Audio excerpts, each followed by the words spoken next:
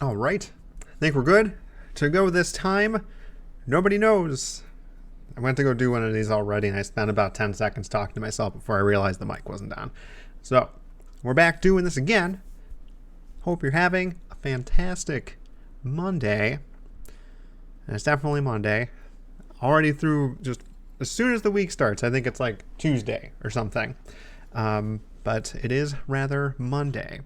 And importantly, it's also Discount Candy Day. So I hope that folks have taken the opportunity to run out to just do a quick run out to a shop somewhere that sells candy usually. In this case, Valentine's Day candy. If you're unaware, Discount Candy Day happens quite a few times a year. I think it's kind of just one of those things that I can't remember when the first time I would have kind of noticed this was. Probably in college. It was probably college because, college kids like to hold on to as much money as possible, and any way to get food for a discount is a big win. So I wouldn't be surprised the first time that I became privy to a Discount Candy Day would have been around that time. But for those of you who have not been enlightened by this phenomenon, probably I don't want to say, like, one of the benefits of capitalism is companies really like pushing out specifically branded things for people to buy. In the case of Discount Candy Day, this is taking advantage of the fact that candy manufacturers, is that what you call things that make food? Producers? Candy companies? They like to brand things for your general Hallmark holidays. I think you might also get them for like 4th of July, but that's not like super duper common. But things like Valentine's Day, Halloween, Easter, Christmas, those ones get huge branding boosts for those candies. Basically, anytime you have a Reese's shape for a holiday, you have a Discount Candy Day happening the day after whatever that day was. So the main ones I'm very familiar with are, like I said, I guess this would be the first one, Valentine's Day. And then you'd get Easter a little bit later in spring. And then you'll get Halloween later in October. And you'll get another one right at the end of the year, right after Christmas. So candy companies will like to just brand all of their stuff, all of their candy, or most of it. They still produce the normally branded stuff. But they like producing a bunch of just fancy packaging, sometimes flavors, but mostly just packaging and shapes and things for specific holidays.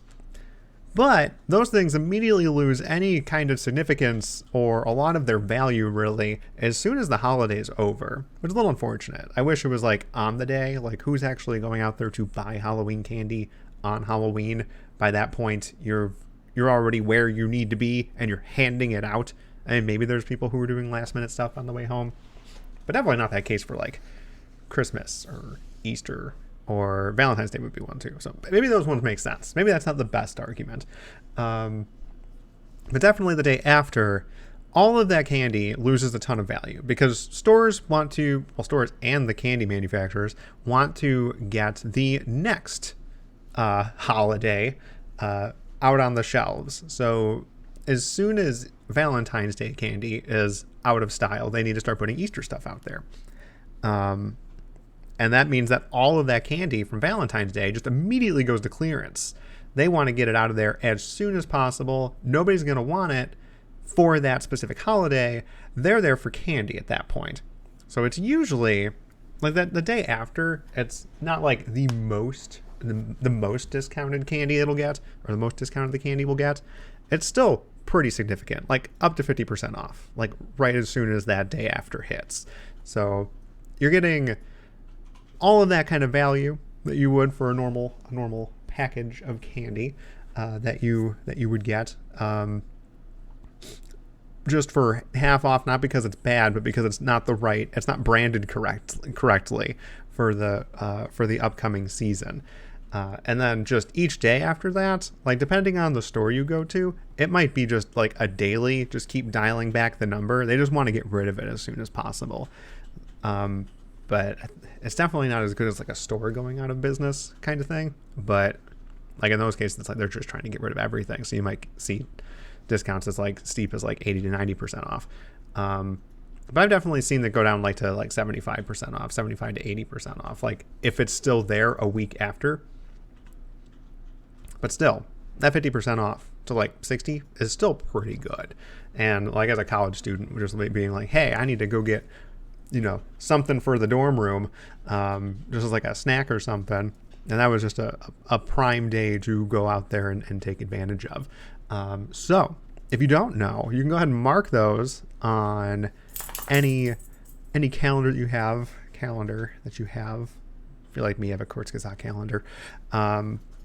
I don't actually have Discount Candy Day up there. I was just pointing because I noticed there's a calendar behind me. But something to keep in mind. If you like candy, if you don't have self-control like I do, and by that I mean the lack of self-control like I do, then maybe Discount Candy Day is more of a vice than it is a benefit.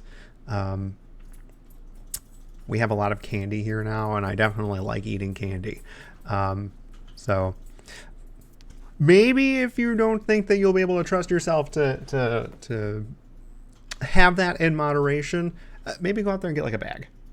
It's still cheap, so you should definitely do it if you like candy. You don't have to go all out like Heather and I do. We kind of just go all out. Back when, it was okay to like be out in groups and things like that. It'd just be a thing where we just walk out to a store and just be like, all right, let's pick out all the stuff that's here, and we'll just take it home, and we'll just go ahead and say, well, let's take a $20 bill and we'll go and just grab a bunch of stuff. And you grab like a ton of stuff with that 20. So it's a pretty great thing. Anyway, I wanted to share that highly important, very